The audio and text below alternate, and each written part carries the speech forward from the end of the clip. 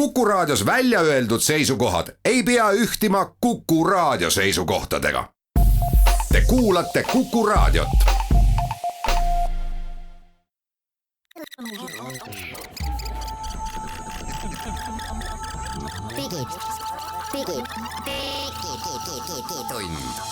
Digitund. Nutikad lahendused ja digitunni toob sinuni Elisa. Tere hommikupoolikud, head kuulajad, käes on 16. märts aastal 2020 ja digitund on eetris ikkagi tehnoloogia uudistega, sõltumata sellest, mis maailmas toimub. Mina olen saatejuht Hans Lugas ja Henrik Roonemaa teine saatejuht ja meil on saates veel kaks külalist, kelleks on Meelis Väljamäe Euronixist ja Mailis Plooman Elisast. No tere, kallid kolleegid, me ei ole üldsegi ühes stuudios koos, me oleme kõik, teeme kaugtööd. Ja mulle tundub, et meie tänase saate üks läbiv teema saab olema kaugtöö maailmas, mis võitleb viiruse kriisiga.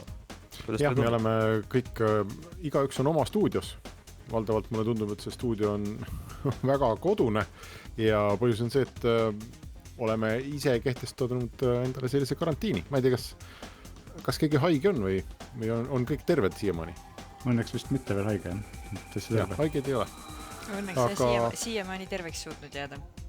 Okei, aga tänase saate teemad on siis sellised. Me valdava osa tänasest saatest räägime sellest, kuidas teha kaugtööd, kuidas teha kodus tööd, kuidas seda korraldada, kuidas seda teha puhttehniliselt, millised nipid, nõuanded, tarkvarad, mis on tasuline ja mis on tasuta. Aga Hans, üht-teist mahub saatesse veel. Ja katsume võib-olla leida ka midagi maailmas, mis on väljaspool seda erakorralist olukorda tehnoloogia maailmast, mis on oluline, mis on muutunud ja võib-olla me lõpuks ka vaatame tulevikku positiivses mõttes, mida uut ja huvitavat, uusi teenuseid või lahendusi võiks tulla sellises maailmas, kus me võib-olla füüsiliselt üksteisega väga palju kokku ei saa.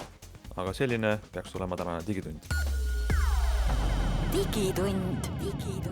No nii, digitund on siis käima lükatud ja nagu me juba tutvustuses ütlesime, meie teeme kaugtööd ja ma eeldan ja loodan, kõik meie kuulajad teevad samuti, kes vähegi saavad kaugtööd, kes ei ole otse selle eesliini inimesi aitamas, sest kaugtöö on praeguses maailmas vajalik, me hoiame distantsi teistega, mitte kontakti.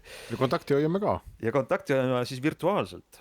No, kas Henrik äkki heidame ühe kiire pilgu digitunni tegitagustesse, sa leidsid põhimõtteliselt tänaseks saateks kohe spetsiaalse tarkvara, kuidas on võimalik inimestel teha raadiosaadet üle siis distantsi? Tead, mulle tundub jah, et mitmed asjad, mis sellises poolkarantiini olukorras inimeste ellu tekivad, et need on mingid asjad, mis oleks võinud võib-olla juba ammu tekkida, aga ei olnud viitsimist ja ei olnud nagu seda otsest põhjust.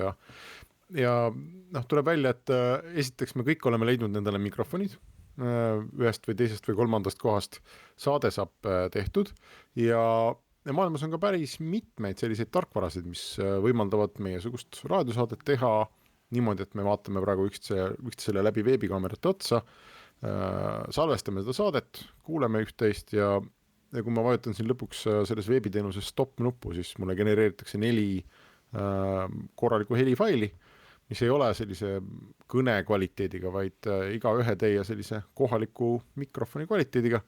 Et saab tõsta kokku üheks. Isegi see teenus tegelikult on nõus tõstma need kokku üheks failiks ja raadiosaade võib valmida tegelikult täpselt sama hästi. Täpselt sama hästi võib-olla ei või, sellepärast, et eks meie tubades meie mikrofonid ei ole nii head kui professionaalses stuudios ja meie tubades on natuke rohkem kaja tõenäoliselt kui päris stuudios, aga üldiselt saab tehtud ja ma arvan, et järgmine kord, kui tekib arutluse all, et ma ei tea, et Hans on reisil või mõni meie külalistest on reisil ja ei saa teha, siis tegelikult tuleb välja, et saab teha küll.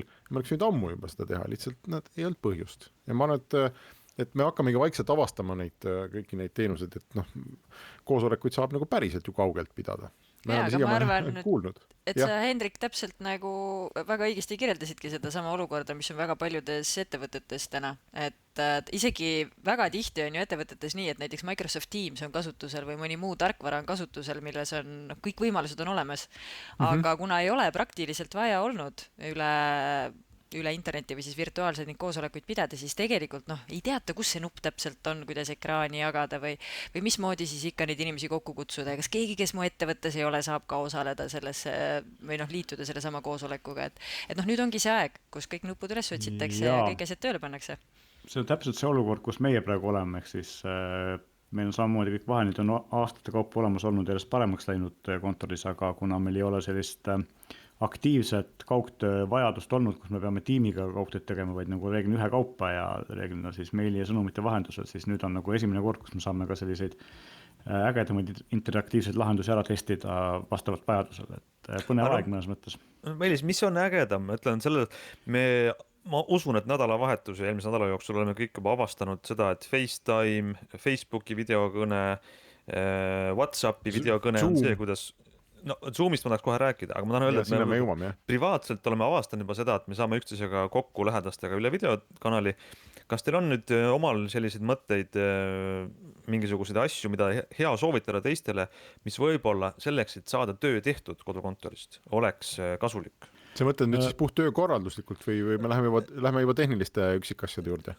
Mõlemad, võib ka rääkida tehniliselt, kui sul on mõte. Sa mainisid tegelikult Zoomi, mida mina olen nagu kasutanud viimase mingi poole aasta jooksul päris palju ja ma tahan Zoomi kohta sissejuhatuseks öelda seda, et on videokonverentsi tarkvara, mis mõnes mõttes ei ole midagi uut, Skype'is saab ka pidada videokõnesid, aga ta on kuidagi täiesti subjektiivne hinnang, parema kvaliteediga on heli. Ma ei tea, mis Skype'iga on. See ei ole subjektiivne, ta reaalselt ongi. Ongi jah? Aitäh, ma sain praegu objektiivse kinnituse. Ja, et mina olen kasutanud Zoomi, aga mina olen kasutanud Zoomi ainult nagu külalisena, kui keegi mul lingi saadab, et mitte nagu oma arvutis ja ka ma ei ole nagu aru saanud sellest, kas Zoom ei ole mitte tasuline tarkvara või on tasuta? Tasuline, tähendab oli mingi tasuta. On tasuta. Aga nad panid selle kinni? Ei vastupidi. Praegu on just avatud, aga piirang on see, et üks kõne saab kesta 40 minutit. Aga võib-olla 100 osalejat ehk mõnes mõttes nagu väiksemale ka kooliklassile sobiks see, kui sa piirdud 40 minutise tunniga. Ja just sellepärast, et seal on ka päris head sellised tahvli võimalused, õpetaja saab avada oma ekraani, näidata mingisugused visuaali või kirjutada oma tahvlile, mida siis kõik teised näevad ja mitte keegi ei saa vahele segada õpetajale või kõnepidajale, vaid tõsta käsi ja siis paluda luba. No ma arvan, et see suures piires saabki sellest alguse, et kas sul on juba mingisugune tasuline versioon kontori tarkvarast olemas või mitte, no näiteks Microsoft Teams, eks, või vana Skype for Business näiteks, mis vahepeal oli lünk ja siis ta muutus uuesti nüüd kolis Teamsiks, eks. Aga ma arvan, keerulisemas olukorras on need ettevõtted, kellel sellist lahendust olemas ei ole, ja kes peavad homsest üle öö sisuliselt mingisuguse lahenduse leidma, siis minu esimene soovitus neile on alati olnud, et vaata ringi ja mõtle, mis kontod sul inimestel olemas on. Ja Google'i konto on enamikel inimestel olemas, ehk siis sealt nagu väga loogiline järeldus on see, et Google Hangouts või siis Google Meet, mis ta siis nagu telefoni rakendusena on, kuhu siis saab sõltumata sellest, kas sa kasutad Apple'i telefoni või arvutit või Windowsi telefoni või arvutit, kõikide platvormidega pääseb ilusti ligi.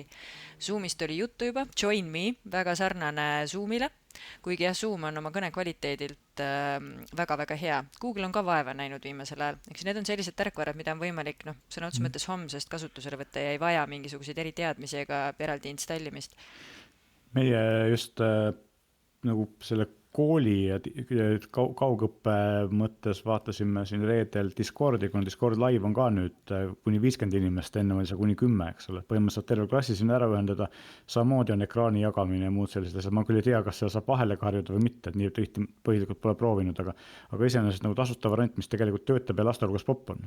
Väga hea tähelepanek muidu. Jaa, sest see Discordi konto, et minuni ei ole veel see jõudnud. Ma ühel hetkel võib-olla viimane eestlane, kellel ei ole Discordi konto. Mul ka ei ole, aga kooliõpilastel on kõigil. Minu nooremad ja popimad tuttavad, kui ma mõnikord ütlen, et me võiks teha nüüd midagi üle interneti, et siis kõik küsivad, et kas sul Discordi konto on. Ei ole. Kas keegi seletaks ära lühidalt, mis asi see Discord on? Meelis, sa oled on tegelikult kursis chati teenus ja ta on põhiliselt mõeldud selleks, et kui sa mängid kellegiga midagi, saad nagu kõrvalkanalis nendega chatid, eks ole. Ja siis sinna juurde on arendatud muud sellised mängu temaatilised teenused, nii siis tekstiga chat kui video või audio chat, aga põhimõtteliselt on tegemist nagu mänguritele suunatud teenusega ja kogu nende selline turundus on väga selgelt suunatud noortele ja mänguritele ja on selline kohati väga Minecraftilik, ma ütleksin, 8-bit ja väga agressiivselt nooruslik, aga kohati liiga nooruslik, aga samas nagu aga teenus seal all on see tavaline lihtsalt chati ja vestlusteenus. Okei, kuulge, me vaatame kella, me oleme sunnitud tegema pausi, aga me oleme varsti tagasi ja siis jätkame juttu.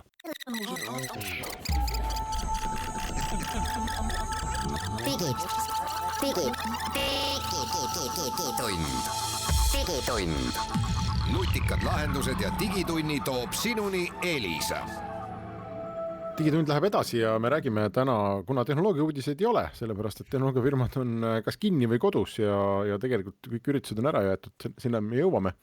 Et kuna uudiseid ei ole, siis me räägime sellest, katsume võimalikult praktilist ja head nõu anda, kuidas siis sellises poolkoduses olukorras hakkama saada. Ja Mailis, teile Elisas, ma saan aru neid küsimusi ühel hetkel, et kuidas me nüüd siis ikkagi homsest kaugtöö käima paneme. Neid küsimusi hakkas tulema ühel hetkel nii palju, et tegelikult tegite sellise kaugtöö kiirabi teenused. Räägi sellest natuke lähemalt, mis asi see on? Jaa, no ma arvan, et me oleme selle kaugtöö teemade eestvedaja olnud siin juba pikki aastaid, ehk siis meil on tõesti ääretult erineva profiiliga inimesi, kes kodudes või kaugemalt on nagu tööd teinud varem ka, ju sellepärast hakati meie poole pöörduma. Ja nii nagu ma enne juba ütlesin, siis kõige enam tunduvad hädas olevat just sellised ettevõtted, kellel sellist harjumust varem ei ole olnud ja kellel väga ootamatult tuleb see vajadus, et kas üks tiimiliige või siis terve tiim näiteks, terve kontor läheb karantiini, sellepärast et nagu kõik inimesed on omavahel kokku puutunud. Ja need küsimused on lihtsad, et me rääkisime enne siin ekraani jagamisest ja üksteisega siis nagu visuaalse kontakti saamisest, aga küsimused on ka näiteks selles, et aga mis me failidega teeme, mis on need platvormid, mida me faili jagamiseks kasutame. On see Google Docs lihtsalt või on see Dropbox näiteks või mis võimalused Drive'is näiteks üldisemalt on, et see faili jagamine minu arvates on kohe teine pärast selle koosolekute korraldamist. Kas see koosolekud me lahendasime ära või? Et kui on raha alla panna, siis Zoom on kõige parem, kui ei ole, siis Google Hangouts ja mis on Hangouts ja Meeti vahe? Üks on arvutist lähenedes ja teine on see, mis ta äpi ja rakenduse nimi on. Minu arvates on see lihtsalt nagu poolenisti rebrandingu teema hetkel. Ja see on ikka nii, et Google'il on miljon sõnumiteenust, ükskõnest nad ise ka seda, mida nad teevad. Eks?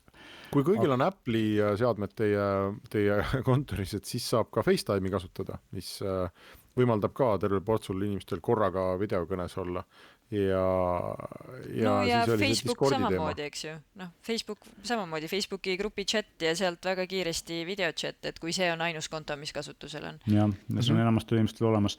Mis puudutab aga faili jagamist, siis minu arust see on nagu võib-olla sellise kodutööl olulisem asi kui see meetingist, et aeg-ajalt seda asju ikkagi mingi sõnumi või meili teel kajada, aga kui sul on vaja ikka mingeid faile nagu kodust toimetada ja neid teistele edastada või koos midagi teha, siis see on nagu võib-olla kriitilisem ja see on nagu võib-olla koht, kus just Microsofti Teams on nagu väga hea, sest et seda on nii voice chat kui video chat kui kirjutamine kui ka siis igasuguste failidega manipuleerimine väga hästi integreeritud. Parandage nüüd, kui ma eksin, aga Slackis on need asjad kuidagi üsna poolikud, eks ole? Ma kasutasin Slacki täpselt nii kaua, kuni Teams tuli, siis meid nagu viidi kogu firma Teamsi peale üle ja siis mul Slacki vajadus nagu kadus. Olles Slacki kasutaja, siis mul tunne, et Slack integreerub kõigega. Aga ise ta on selline, et ta ongi siuke integratsiooni kiht nende vahel. Et mina tahan öelda selle faili jagamise kohta tõesti, et see on, baas teenused peavad olema hästi paigas ja on väga lihtne nendega puusse panna ja tekitada väga palju nende jama juurde. Et ma täiesti usun, et asi, mis võib-olla meie jaoks võib tunduda ennast mõistetav, et ärme saada üksteisele e-mailiga attachment'e. Ehk siis manusega faile. See võib paljudele ettevõtetele olla nagu suur hüppe edasi, et me mitte ühte, mis me kallal koos töötame mingi dokumenti, et me ei saada seda manusena, vaid kui ettevõte on Google'is, siis on Google'is see fail, mille koos jagad pilves on kõigil see ühiselt lahti või Microsofti puhul siis on sul siis pilveketas SharePointi näol. Sul on üks versioon sellest, kõigil on ligipääs, kõik vaatavad, panevad kinni või siis, kui veel edasi minna, on ka siis Confluence'id ja muud koostööteemad. Jah, siin kogemuse põhjal võin öelda seda, et et see on hästi keeruline implementeerida inimestele, eriti kui on väga palju erineva kogemus, erineva vanuseklassi inimesi ühes kontoris koos, et tegelikult need muudatused enamasti peavad tulema ülalt alla ja koos päris korraliku koolitusega, muidu lihtsalt kui sa ei saada attachment'i failina, siis ei saada aru, mida sa tegema pead. Selleks koolituseks muidugi on hetkel nagu hilja, eks ole. Ma olen nõus, selleks koolituseks on hilja ja sellepärast ma ütlengi, et kui ei ole aega süveneda ja mingisugust tõsisemat eeltööd teha, siis kas Google Drive või Dropbox ja Dropboxile teha eelistatult siis ettevõtte konto lisaks lihtsalt sellepärast, et see oleks inimeste erafailidest natukene eraldatud. Ja teine asi, et seal on failide versiooni haldus, mida vanasti vähemasti erakontol ei olnud, ehk et kui on krüptolunavara või ma ei tea, lihtsalt midagi sassi läheb, et siis Dropboxist tasulisest sellest ettevõtte omast saad tagasi faile. Just. Aga kaugtöö kiirabi kohta sa küsisid, siis inimestel enamasti ongi sellised väga lihtsad tehnilised seadistamise küsimused ja ma arvan, see on täiesti okei. Ehk siis on nagu täiesti okei nõu küsida ja proovida ja katsetada ise nuputada natukene ja siis mõne spetsialistiga arutada vahepeal. Sellepärast, et neid tarkvarasid on palju ja erinevaid ja vahel tulebki mitut proovida lihtsalt selleks, et aru saada, et mis siis minu töötajatele kõige paremini sobib. Ja mõnikord see pigem on nagu reegel, et iga video selle kohtumise puhul esimesed vähemalt 2, halvemal juhul 5 või 7 minutit läheb selle, kas sa kuuled mind, aga kas sina mind kuuled, kas sa näed mind. Et ma arvan, see käib selle asja. No just, et see käib selle asja juurde, ma arvan. Me korraks ei kuulnud sind, Mailis, aga väga hea demo. Ühesõnaga, me oleme saanud aru, et saab koosolekuid pidada tegelikult ju väga hästi ja ma ei tea, seda sama faili asja, mina olen isiklikult oma tööasjades küll juba, ma arvan, ligi 15 aastat teinud niimoodi, et mingeid attach'e kuhugi ei saadeta. Sest meil hakkas üsna kiiresti ajudele käimas, et sul on üks Wordi fail ja siis see on lõpuks 10 inimesel, eks ole, ja nad ristvahetavad seda omavahel ja pärast keegi ei tea, et kes tegi muudatuse, mis versiooni ja kus see õige versioon praegu on. Et mina olen olnud 15 aastat Google Docsi peal ja ausalt öeldes siiamaani vist tõesti ikka 0 probleemi, ma võiks öelda. Ma mäletan 1-2 korda, kus ta on maas. Meil ikka esineb kohati esiteks seda, et kui sul attachment'i pole ja on link, siis nad ei saa aru, mida nad sellega peale hakkama peavad ja teiseks on see, et päris juhtub aeg-ajalt seda, et ma tooks lisaks dokumendihaldusele ühe komplekti tarkvara lahendusi siia juurde. Need on need erinevad tarkvarad, mida saab siis ülesannete planeerimiseks või omavahel ärajagamiseks kasutada. Et ma arvan, see on ka asi, mida sellisel mastaapsel kaugtööl kindlasti vaja läheb. Näiteks Jira või näiteks Trello. Trello isegi vist on selline, mis on nagu kõige kergemini kasutusele võetavam. Trello on hea lihtne, jah. Asana ja Microsofti Planner, mis on tegelikult ühtepidi väga hästi integreeritud Microsofti teiste asjade külge, teistpidi on ta natukene veel lapsekingades. Mul on tunne, et me räägime palju Microsoftist, sest nad on tõesti teinud nii laiahaardelise hea komplekti tööriistu ühistööks, et see on super. Ma kasutasin kunagi sellist äppi nagu Wunderlist, väga tore väike äpp, mille ostis Microsoft ära ja nüüd on see kõigil Office'i kasutajatel on tegelikult olemas sellise lihtsa äpina nagu To Do, mida teha või siis ülesannete nimekiri on endal väga mugavalt lihtsalt ja kasutatav äpp, jagatav teistega, et kui on praegu 0 sellist jagatud tööde nimekirja, siis väga lihtne esimene samm jällegi see to do, enne kui minna aga Trello ei ole keeruline ja võimsamate nagu Jira. No ja ühtlasi ja nõus. Trello on väga hea soovitus.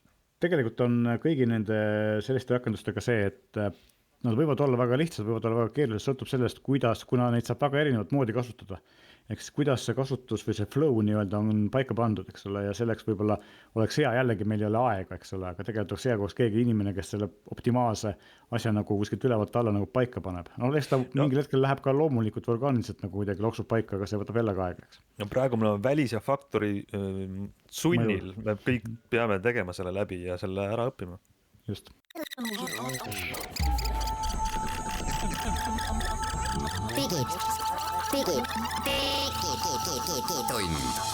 Digitund.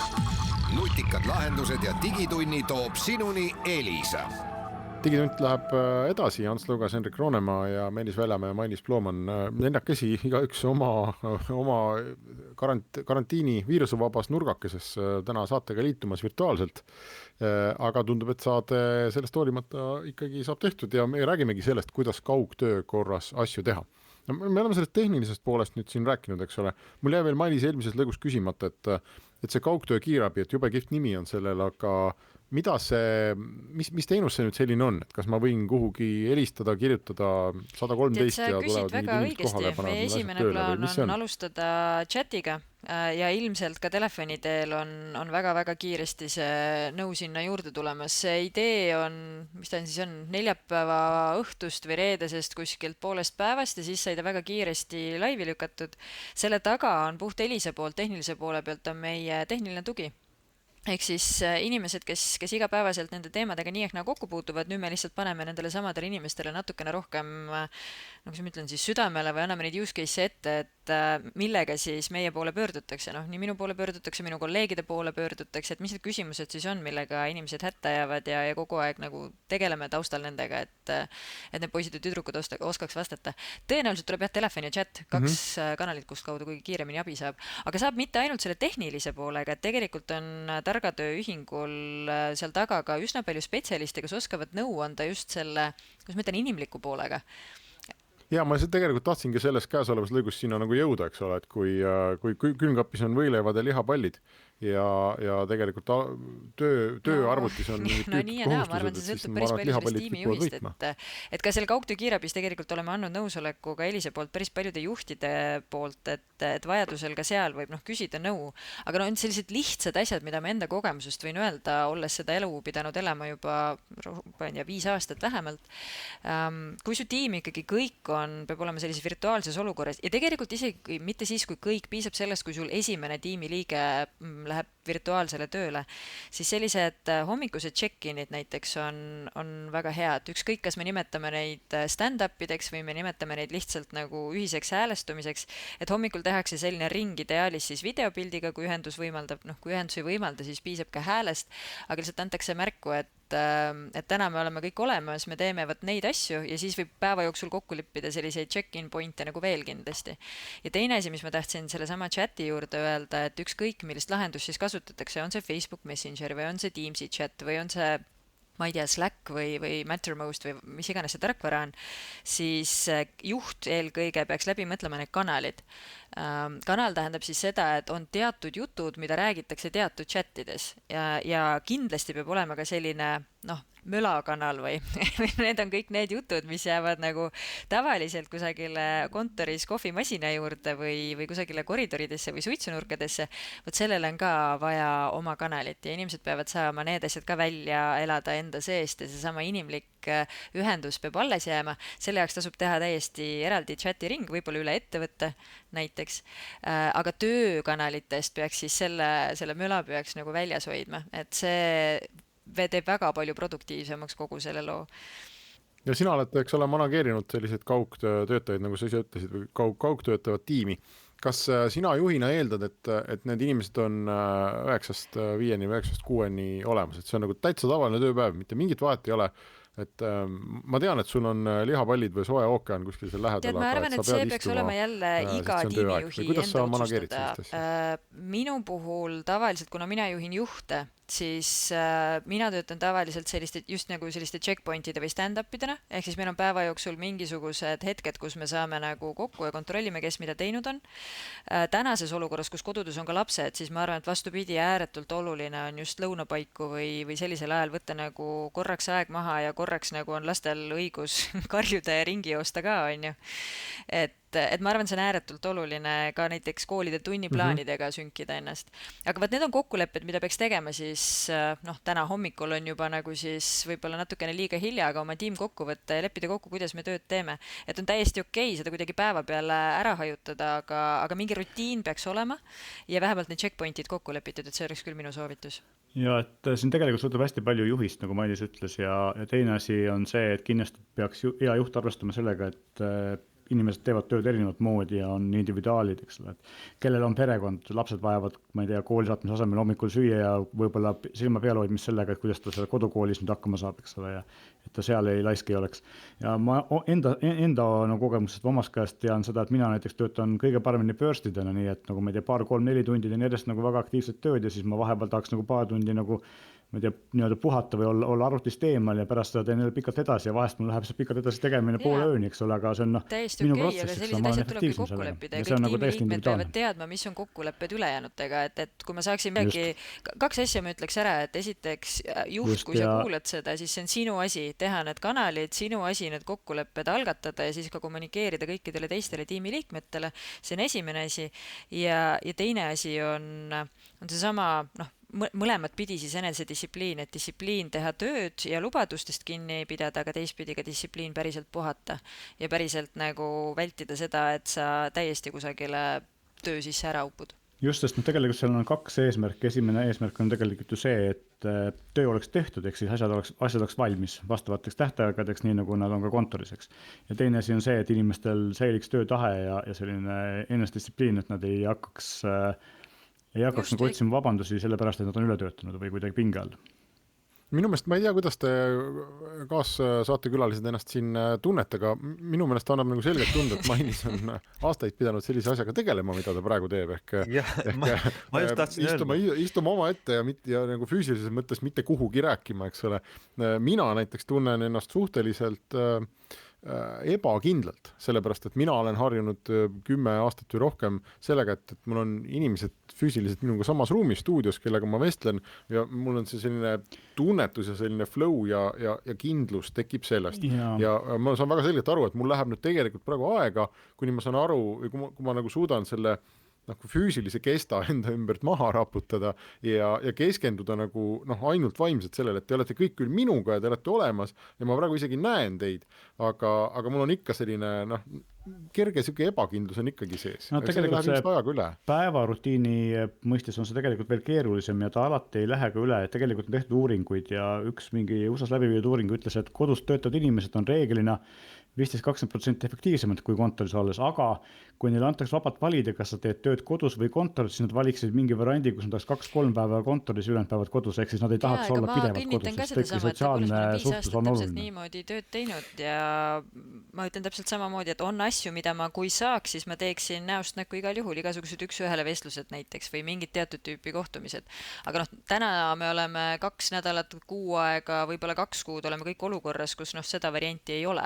Aga Hendrik, ma võin lohutada, et see kunagi oli mul ka imelik alguses natukene, see läheb üle, sellega harjud ära, kui me teeks 3-4 saadet niimoodi järjest, siis oleks täitsa hea juba. Ja, mul on teine saade praegu niimoodi teha ja natuke paremaks nagu läheb, aga natuke konarlik on ka, et midagi pole teha. Küll aga on väga hea tegelikult siin virtuaalset saadet tehes, et kell tiksub kogu aeg nina all ja kell ütleb praegu, et on aeg järgmiseks pausiks, nii et me teeme pausi ja siis oleme tagasi.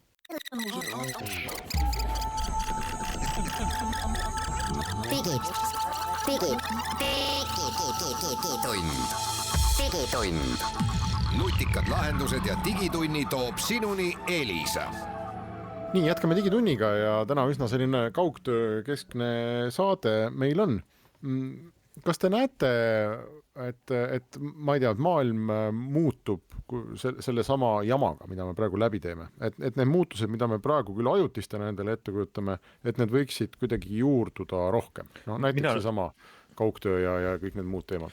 Maailm muutub kindlasti, aga ta võib muutuda sellist moodi, mida me praegu hetkel ei oska isegi ette kujutada. Loomulikult tuleb suuri kaotusi ja kindlasti tuleb palju uusi võimalusi, aga kuidas täpselt muutub, seda me praegu isegi ennustada ei oska. Aga minu arust see, mis me siin juba rääkisime, et paljud on selle peale mõelnud ja on mõelnud, et teha kaugtööd ja tegelikult oleks nii efektiivsemad. Nüüd me oleme sunnitud need protsessid võtma kasutusele, harjutama seda kaugtöö tegemist ja see jätab meile jälje, et ükskõik, mis meil juhtub 2 kuu pärast või 6 või 12 kuu pärast, aga kui me mingid asju suudame efektiivsemalt teha kaugelt, võib-olla see tähendab kas või mingisugust ülemäärase ärireisimise lõppemist, et me ei pea tingimata minema teise riiki, et kohtuda, et midagi teha, vaid on seda väga efektiivne ja mugav ja uued kanalid toetavad hästi, et seda teha kaugelt, siis see jääbki meiega. Et kindlasti me ei kaota ära seda, et me tahaks ikkagi näost näkku kokku saada. See on ilmselge, et kui vähegi see jälle luba tuleb, siis kohtume. Aga ma olen selles mõttes väga optimistlik ja väga rõõmus, et kõigest sellest keerulist olukorrast midagi. Ma väga loodan, et siin järgmise paari nädala jooksul tekib eriti väiksemates ettevõtetesse või miks mitte ka suurematesse selline asi, mida startup maailm kutsub pivoti tegemisoskuseks. Vaat pivoti tegemise oskus on see, et sa võtad need ressursid, mis on sul olemas, näiteks, no ma ei tea, inimesed või masinapark või siis, ma ei tea, kompetentsid või programmid, mis iganes asjad, kes tegid tänase päevani tegevust X ja siis sa vaatad neile täiesti värske pilguga peale ja mõtled, et okei, et seda, mida ma eile tegin, ma enam teha ei saa, mida ma saaksin samade ressurssidega veel teha, kus on see minu ettevõtte uus väljund, kuidas ma saan olla produktiivne, kuidas mul on endiselt töötajatel töö, see on pivoti tegemine ja seda ma väga loodan, et eriti väiksemad ettevõtted nüüd väga-väga kiiresti harjutama hakkavad ja sellest võiks normaalsus saada ju. Ja see on kohati ka paratamatu, eks, ja nagu mujal maailmas Aasias on näidatud, et kuidas telefonide asemel hakatakse liini peal tegema maske, eks, nii et nagu töötab. et see küll nagu väga kohe, et äkki ikka hakkavad telefoni edasi tegema. No hüpates hoopis teise teemasse, siis ma tahan öelda seda, et kui spordimaailm läheb pausile, siis mul on väga suur põnevus jälgida, et kuhu nagu näiteks läheb inimeste e-spordi tunnustus ja kas me vaatame seda, kuidas me elektrooniliselt võtame mõõtu mingisugusel e-spordi alal või mängus, et kui palju see pakub meile meelelahutust ja üleüldse, millised elektroonilised see oleks mu järgmine küsimus olnud, kas keegi teab mõnda platvormi, kus näiteks need muusikud ja meelelahutajad, kes hetkel kodus on, saavad müüa pileteid ja siis nagu mingisuguse sellise tipplingi või mingisuguse eraldi lingiga sessioone müüa näiteks. Mina see on ka minu küsimus, ma juba tahan mõelnud. Sellist ja proovisin kunagi, kui ma jälgisin paari sellist startup või ütleme siis Kickstarteris oma plaati toote üritavat väikeartisti, aga tundus, et tol hetkel vähemalt aastat 10 tagasi enamus neist platvormidest kukkus läbi, kuna ilmselgelt juhtus see, et tehniline võimekus ei olnud veel seal on ja ma ei tea, 4G ilmselgelt ei olnud vaja. Ka see, et ilmselgelt inimesed ei taha maksta sellise virtuaalse asja eest.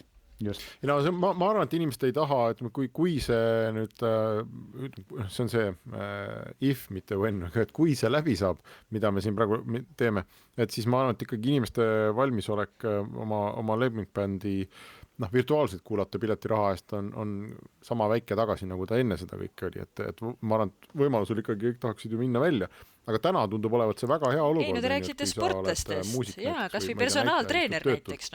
Kui oleks selline hea platvorm. Aga okei, ma olen nõus jah, et tegelikult seda mingil kujul saab teha YouTube'is. Ma ei ole kindel, kas see on eestlastele avatud, aga YouTube'is saab aga see vist on ju annetusi tagantjärgi, aga ma mõtlen ikkagi niimoodi, et sa võid pileteid. Jah. Et sa tellid, jah. Siis on see kuulus sait, millest me siin saade või 2 tagasi rääkisime, kus see suur täiskasvanute meelelahutus käib, mis on nagu Instagram. Ei, aga seal on muide treenerid, personaaltreenerid ka. Ma ei mäleta nüüd selle saidi nime öelge keegi. See on see inglise sait, kus ta OnlyFans. Et see on täpselt selle peale ehitatud, et sa subscribe'id ja siis sa saad vastu personaaltreenerid ja meelelahutajad, viige ennast kurssi täiskasvanute meelelahutusega, võtke sealt see parim osa. Aru saada. Ei, aga seal võib, nagu sa võid seal pakkuda ka mitte nagu sellist täiskasvanute meelelahutust, teistsugust täiskasvanute meelelahutust kitarriga näiteks või pasunaga. Aga kui veel mõnda väikeseid harjumusi mõelda, mis meil kinni võiks jääda sellest kõigest? Hügieenilisus kõiges on ju, selles mõttes, et kontaktivabad maksed, Apple Pay või M-tasku, et võiksid olla nagu siis kõigil norm, et ei pea puudutama tularaha, iseennduskassad. Käisin viiruse kiuste eelmise nädalavahetusel Londonis. Muusikali vaatamas muideks, päris tead. Wow. Ja tehti selline sünnipäeva kingitus, nii et väga tore oli. Aga aitäh.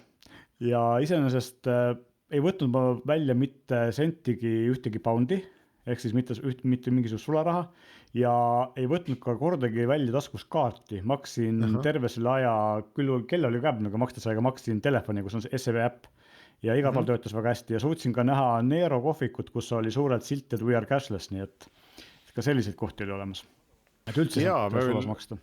Eelmise saate follow-upina peame ütlema, et kui me rääkisime sellisest vidinast nagu phone soap ehk telefoniseep, mis on siis karbike, kus sa paned telefoni sisse ja mis ultraviolettkiirgusega hävitab igasugused kahjurid su telefoni pealt, siis meiega võttis ühendust üks inimene, et juba aastaka või rohkem on phonesoap.ee ka olemas ja tal on isegi laovaru nendest samatest karbikestest, 69 € vist, kui mälu ei peta, oli tükk. Ja et saab siis tellida telefoni desinfitseerijat endale. Nii et ei pea ainult Ameerikas olema selleks. Ja ja mis siis veel on, Tele2 on sulgenud ajutiselt kõik esindused üle Eesti, me nüüd jõuame korraks uudiste juurde. Mainist, kas te olete, me salvestame seda pühapäeva hilisõhtul. Esmaspäeva hommikul ehk siis saate eetrisse mineku ajal on esindused lahti, aga ei saa välistada, et juba väga kiiresti info muutub ja väga palju sõltub ka nendest inimestest, kes nendes esindustes tööl on, et kui ikkagi inimesed tunnevad, et see ei ole enam nende jaoks okei, siis tuleb esindused ka kinni panna. Kuidas teie töötajad praegu, just need eesliini töötajad, teil on näiteks ka tehnikud, kes käivad ju kodudes, et kas sealt on tulnud mingit sellist tagasisidet, et me praegu pigem ei tahaks käia? Oligi reedese päeva jooksul tegelikult kodudesse kolida terve kõnekeskus ja terve telemüük, mis tähendab sadu ja sadu inimesi, kes tegelikult on harjunud ju kontoris tööd tegema ja kui tavaliselt mõeldakse kõnekeskuse töö peale, siis keegi ei kujuta ette, et seda tööd saab ka kodudes teha. Me nüüd oleme 3. päeva tõestamas, et saab küll, kui kallid kliendid nüüd andeks annavad, kui kellelgi koerad selja taga auguvad või lapsed nõu küsivad matemaatika ülesannet. Tead, aga see on selline väike inimlik asi. Minu meelest see, ma juba ammu arvan, et näiteks kui ka meie saatesse praegu siin kellelgi peaks laps sisse trampima, ütleme, et tal on Legoga abi vaja, et ühiskond selle väikse muutus on ikka nõus küll. Ilmselt olukord tõepoolest tehnikutega, kelle teenuseid hetkel vajatakse rohkem kui kunagi varem, sellepärast, et väga paljud inimesed peavad, nagu me enne rääkisime, tegema kodudes tööd, mis omakorda tähendab seda, et neil on vaja kodudesse paremat stabiilsemat ühendust, mis tihti tähendab seda, et just nimelt minnakse, kui siiamaani kasutati mingisugust üleõhulahendust, siis minnakse täna kaabliühenduste peale. Samamoodi on telekas muutunud inimestele väga südamelähedaseks ja telekas erinevad filmid ja lahendused. No seda Elisa käive tõuseb, nagu ütlen, et me praegu oleme, nagu näeme vaeva selle nimel, et need samad kliendihooldustehnikud hoida tervetena ja et nad samades klientide kodudes käies, kus tihti on ju haiged inimesed ka ise terveks jääksid. Siiamaani on õnnestunud ja tehnikute poolt on olnud see selline väga täiskasvanulik suhtumine. Nende sõnum pigem ongi see, et nad tunnevad, et nad osutavad elutähtsat teenust ja nad teevad kõik selleks, et ennast desinfitseerida järgmise kliendi juurde minna puhtana, et tohutu austus nende vastu siin selle koha peal. Aga jaa, nii kaua kui võimalik, me hoiame kõiki selliseid teenuseid endiselt kõikide klientide jaoks avatud ja selline sisemine plaan on see, et niipea kui ka esindused peaksid kinni minema, siis me ise tahaksime suunata kõik need inimesed ka kodudes näiteks chati kaudu klienti edasi teenindama. Et nii müügi tegema kui edasi teenindama, kuna chat on selline hea asi, mida saab, põhimõtteliselt kõik saavad ju kodudes pakkuda, eks ju, ja klientidele ka hea mugav ei pea kusagile minema. Et neid uudiseid kindlasti tulevad siin nüüd täna-homme veel. Ja Meelis, teil on poed ka, eks ole, lahti?